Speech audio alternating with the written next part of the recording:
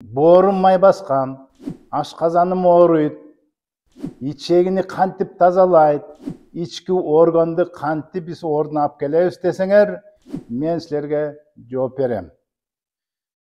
Кол алдындагы жакшы жер жемиш биздин табигый нерселер менен тазаланса болот, жакшы маек болот, катталып койгула, лайк басып койгула.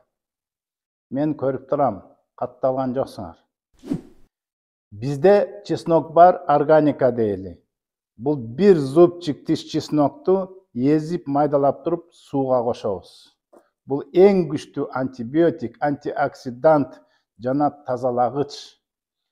Жылуу сууга биз кошобуз бир чай кашык бал кошобуз. Буга биз сөзсүз кошобуз лимон. Лимондон ноондай чай кашыктан 2-10 кошсо болот. Чоңдор балдарга бир чай кашык. Жана сөзсүз кошобуз куркума же имбир. Булар абдан күчтүү сонун тазалай турган нерсе жана антибиотик боорду ордуна алып келе турган сонун касиеттери бар. Мына ушинтип силер эрте менен ач карын ичсеңер эң сонун болот.